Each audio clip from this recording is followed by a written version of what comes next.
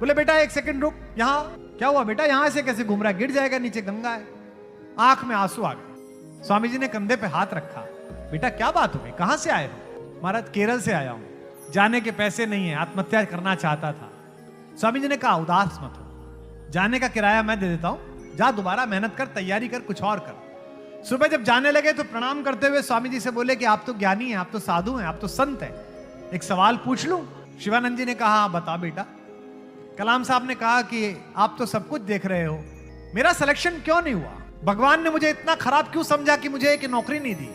शिवानंद जी ने कहा नहीं नहीं, तू असफल नहीं हुआ है, भगवान ने तुझे नौकरी इसलिए नहीं दी क्योंकि भगवान ने तुझे इससे भी बड़े किसी काम के लिए सुरक्षित रखा है।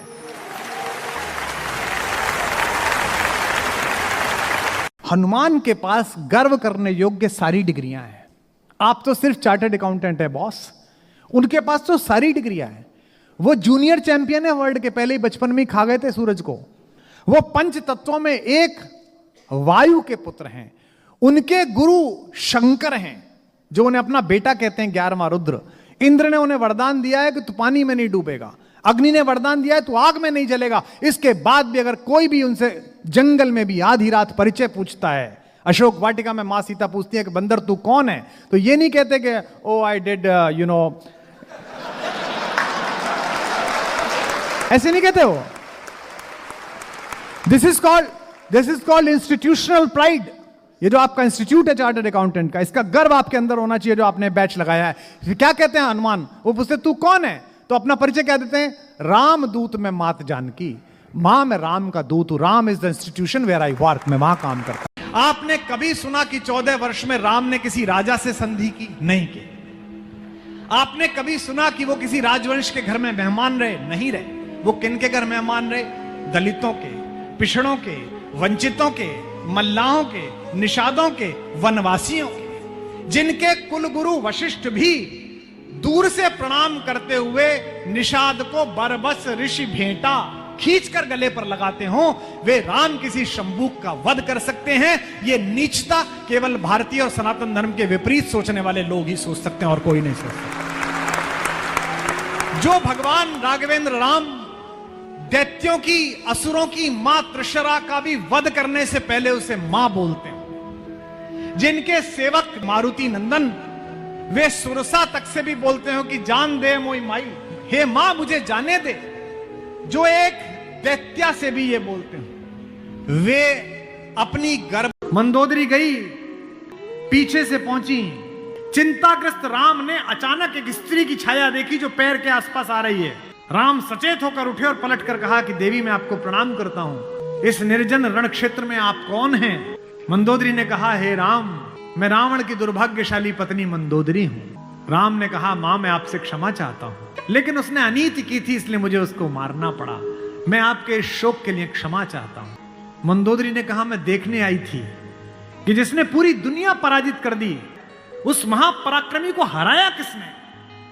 ऐसा उसमें क्या है जो मेरे पति में नहीं था? तो राम ने पूछा कि मां आपको पता चला क्या है? बोले राम एक मेरा पति था जो मेरी जैसी सुदर्शना होते हुए भी तेरी पत्नी चाहता था, एक तू है कि पीठ पर से भी परिस्त्री की छाया पड़ी है तो उठकर खड़ा हो गया है, ये उसमें तुझमें।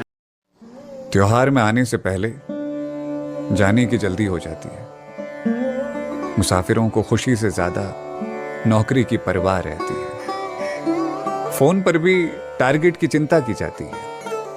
अब घर वालों से कम ऑफिस में जिंदगी ज्यादा गुजर जाती है। थोड़ी फुर्सत लेकर लौटते हैं वो परिवार के पास, मगर त्योहार की छुट्टी भी इतवार की तरह गुजर जाती है।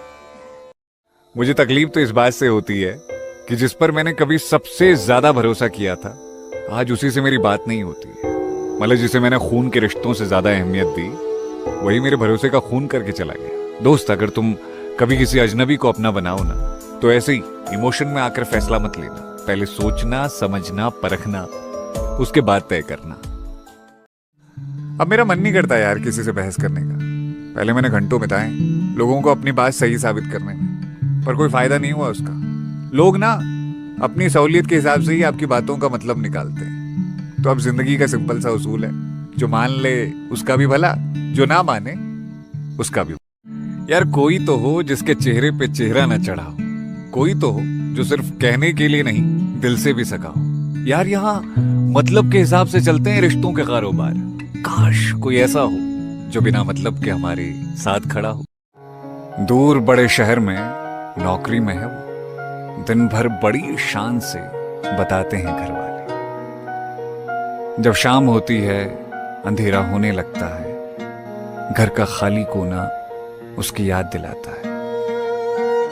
उस खालीपन में रोटियों के कौर तोड़ते घर वाले बस यही सोचते हैं, उसके होने से घर कितना भरा भरा लगता था ना।